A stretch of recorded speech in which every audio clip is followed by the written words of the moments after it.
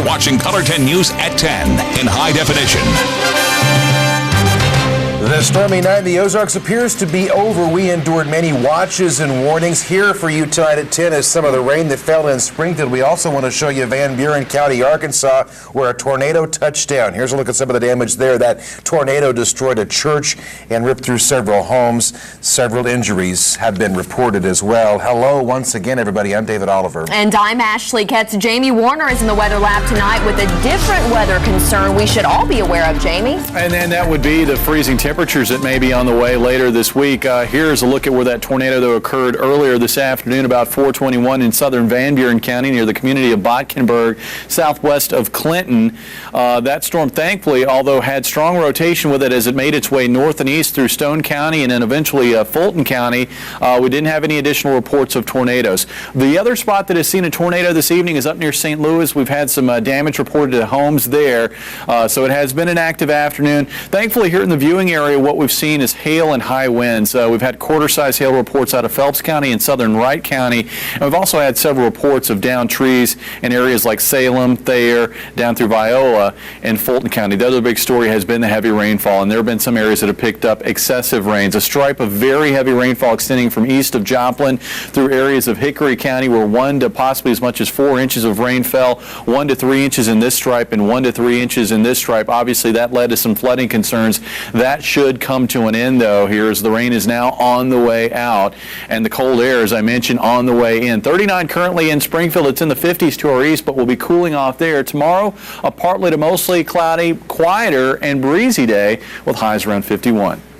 Thanks, Jamie. And as he said, as the storms pass, prepare for some colder temperatures, and that all includes protecting your plants. Color 10's Melissa Stern is here with ways to avoid a complete loss. Melissa.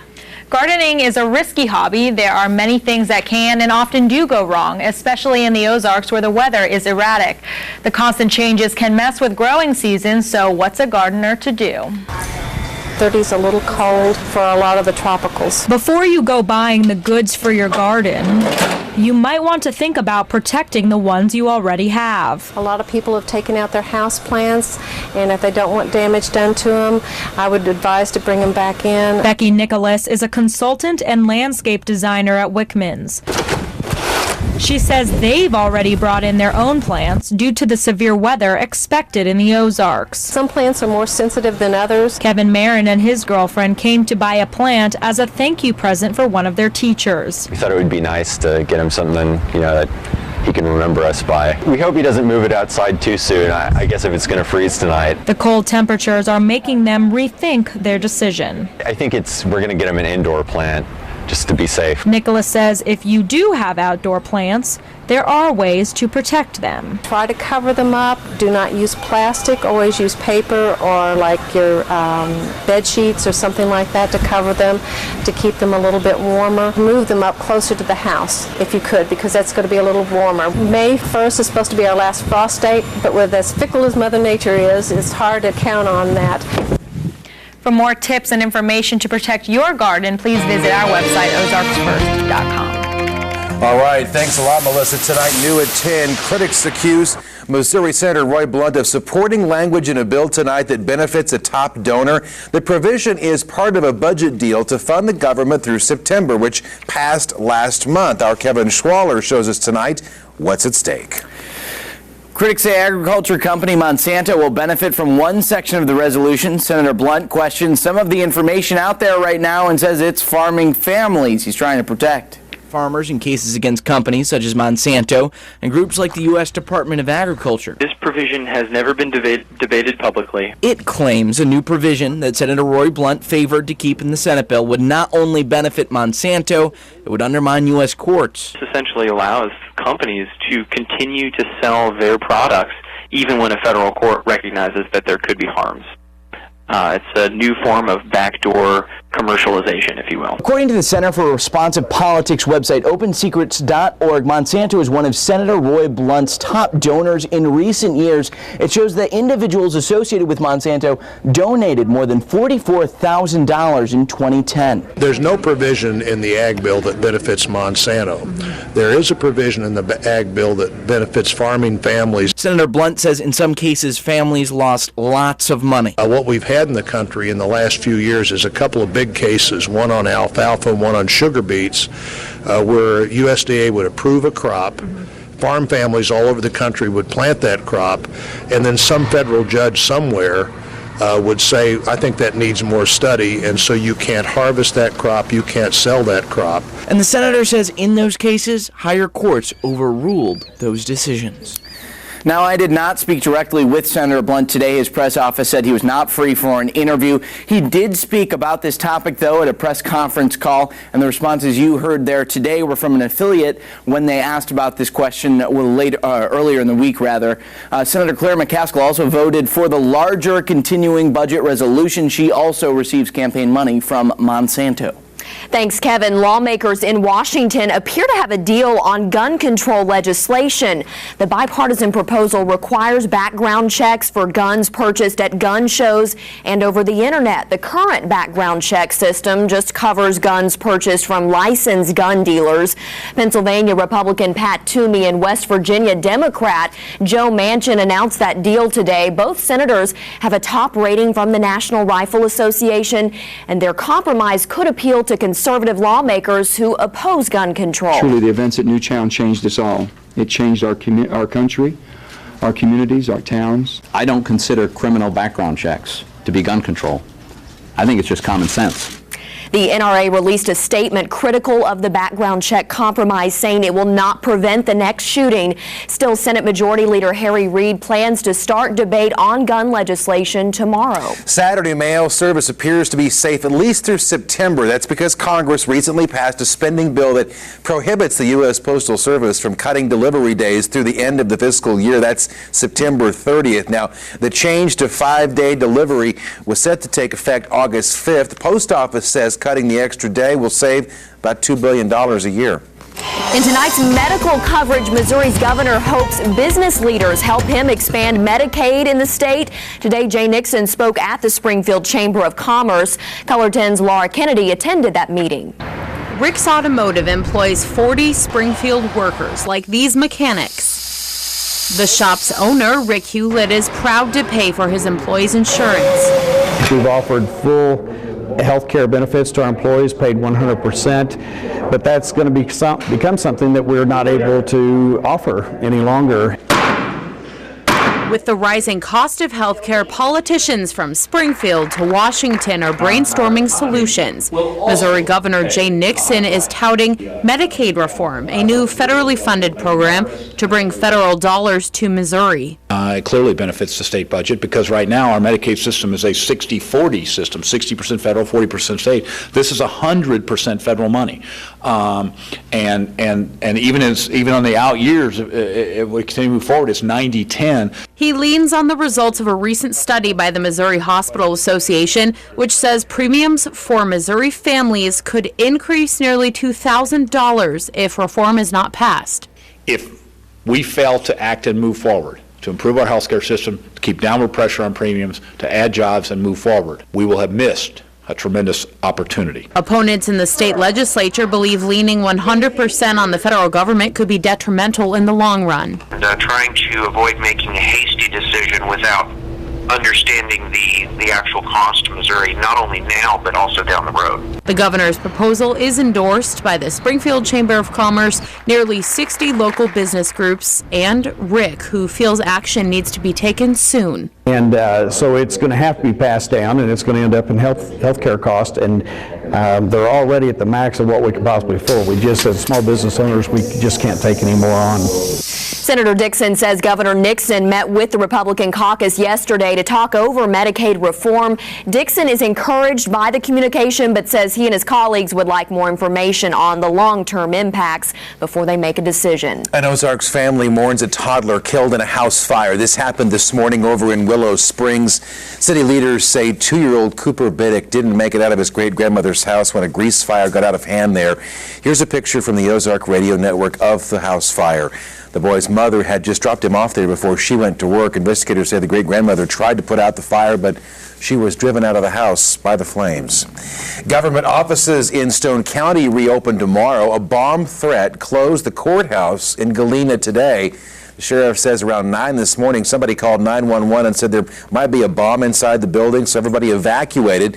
Deputies searched but didn't find anything. The sheriff's office is now trying to figure out who called in that bomb threat. Well, this week, parents can find some nice clothes for their kids without paying full price. It is a consignment sale called Just Between Friends. The special discounts being offered Friday and Saturday. We have lots of special information set up on our Facebook page for Color 10. Find it through the Facebook icon right now on ozarksfirst.com.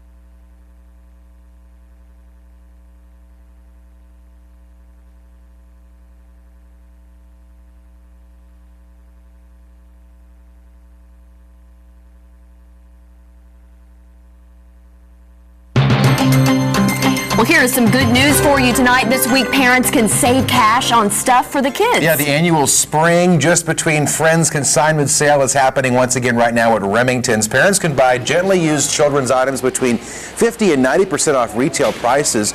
Organizers say it's a way to turn clutter into cash for consigners, and they offer everything a growing family might need. Kids' clothes, we have big items like strollers and car seats and high chairs, and we have all kinds of toys, we have bikes, we have shoes. The sale continues through Saturday with doors opening at 9 a.m. each day. On Friday, select items are going to be 25% off. Saturday, those same items are going to be 50% off.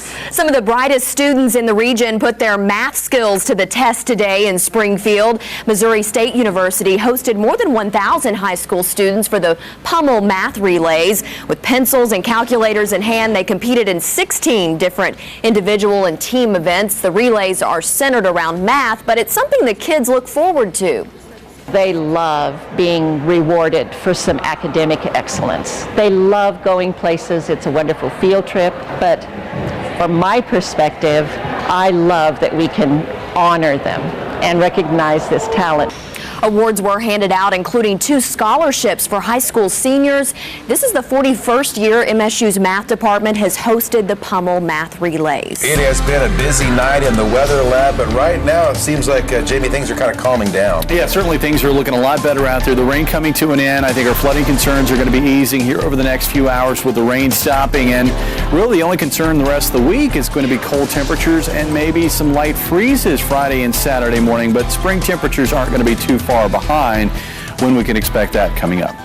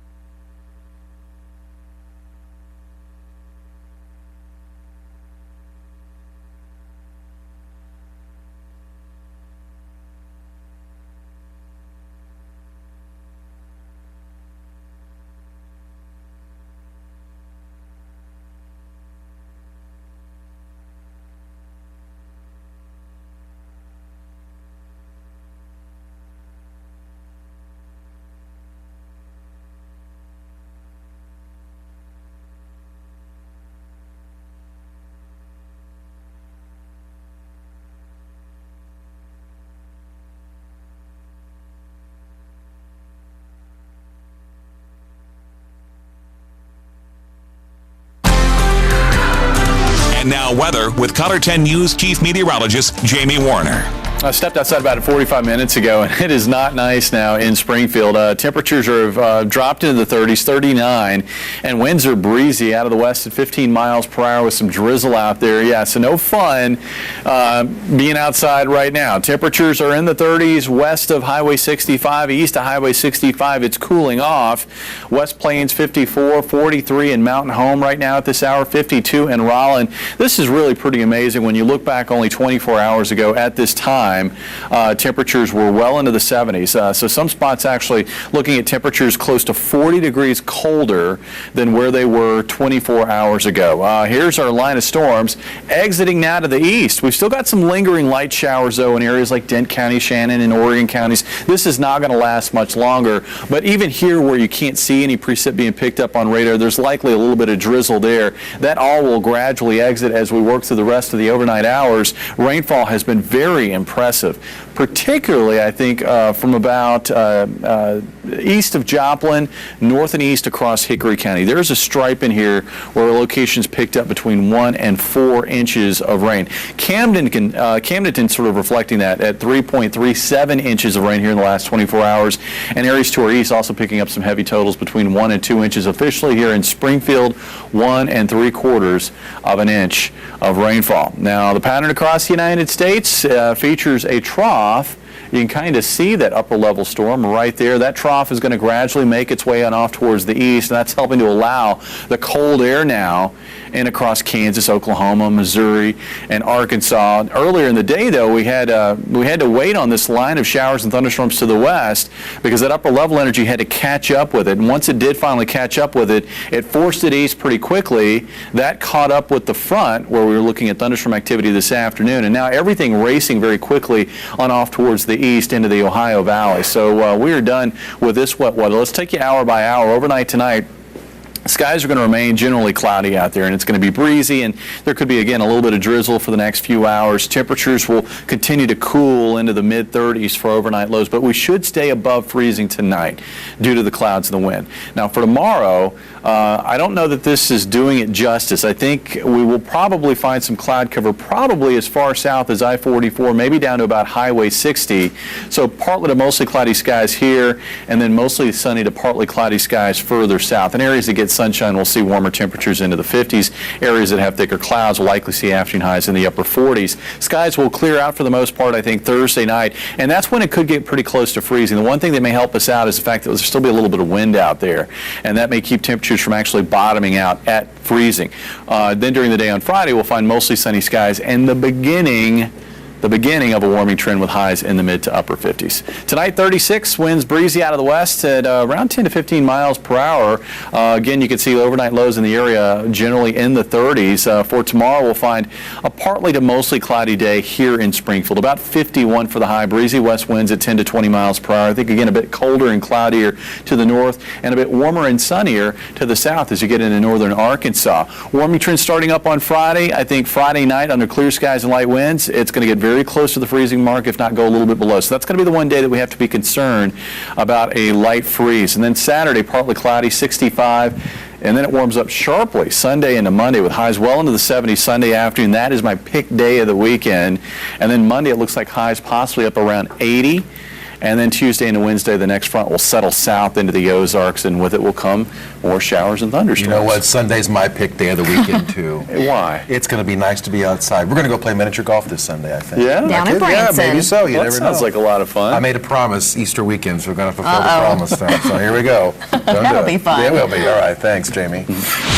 So we want to be a team that you love to watch, but as I told the young ladies this morning, that our opponents hate to play. A big afternoon at JQH Arena as the Missouri State Lady Bears have a new coach. Dan Lucy has that story, plus news of a new Lady Bear ticket policy, too. It's next.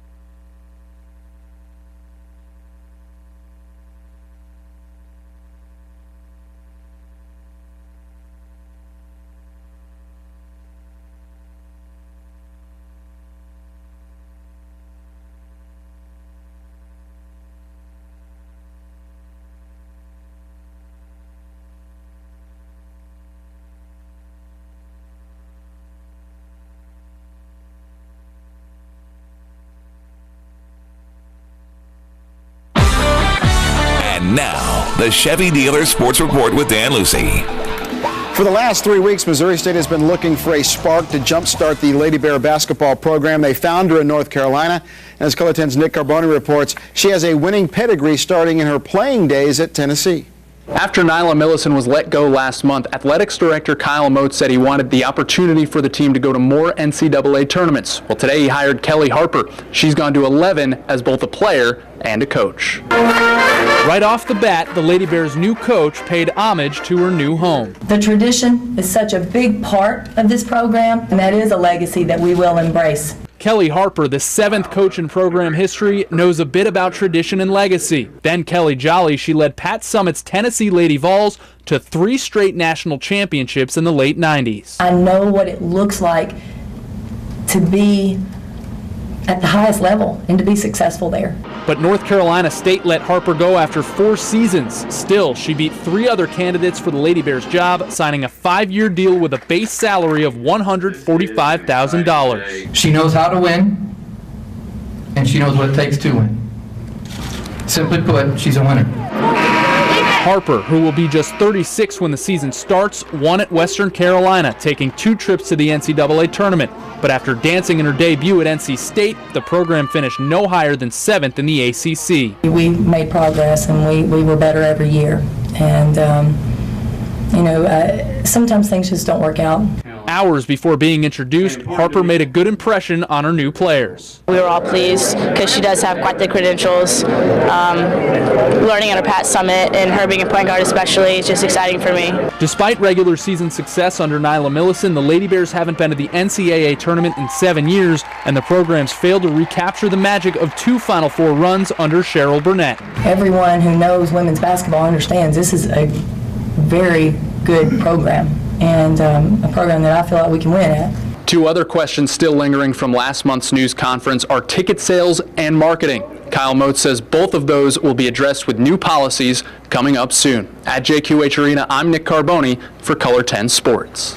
And Missouri State Athletics Director Kyle Motes introduced the new Lady Bear coach this afternoon, but his job of making over that women's program has just started. In introducing Harper, Motes said that the Lady Bears' future starts today.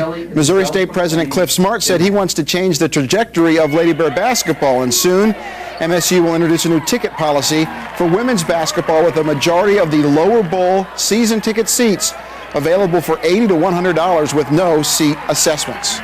We want them to come out and test us, see what we have, give her a chance. She's going to be out in the community. You're going to be able to see her. Again, the product has to be good. We understand that. But I think she will win you over if you just give her a chance. And she's got a great personality, and I think the kids are going to play extremely hard for her, and she's a winner.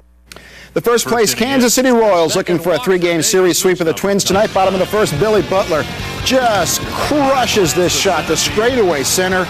A mighty blast to make it a 1-0 Kansas City lead. Twins threatening in the top of the second inning. Bases are loaded, but Wade Davis gets Aaron Hicks to strike out swinging, and then he gets Joe Mauer to swing from the left side as well. Davis striking out 6 over 5 innings. His teammates would give him some insurance in the 7th. Jeff Francoeur deep to left, a solo blast, 2-0. Royals win 3-0. St. Louis Cardinals shut out Cincinnati this afternoon for their 4th win in the last 5 games. Jake Westbrook on the hill throwing BBs. Gets Jay Bruce here, one of his 3 strikeouts on the afternoon. He had offensive help. It was 4-0 when Matt Adams would go deep to right. This is his second 2-run homer in as many games. And then later in that 6th inning, Matt Carpenter would muscle up, and he would go deep to right center. Another 2-run shot to give St. Louis a 6-0 lead. Jake Westbrook would take advantage of all this offense. He pitched his first complete game shutout in 6 years. Cardinals win 10-0. Jamie promises that the rain's going to be gone tomorrow night. Springfield Cardinals open the home schedule. The Texas League champion. We can't wait for that. We were talking also during this before the sportscast about the seat assessments and that kind of change there. No secret, longtime Lady Bear fans had kind of complained about that. So it sounds like the school's kind of listening now. The move from the Hammond Student Center to JQH was not smooth, but they're working at it right now. I think they heard the fans. They're taking steps to try to appease them. A whole new start. A lot of fans are going to be very happy about that news for sure, Dan. Thanks. And we'll be right back after this.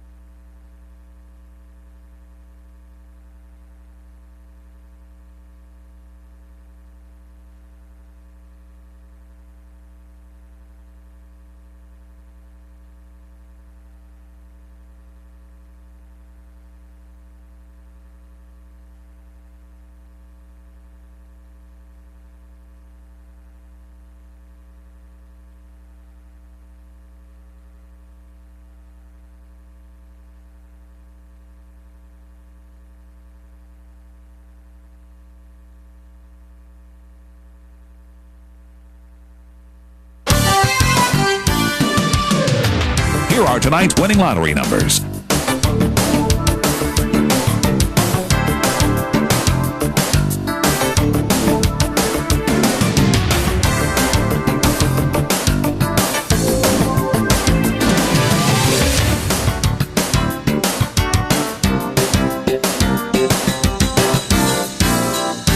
Color 10 News will continue in a moment.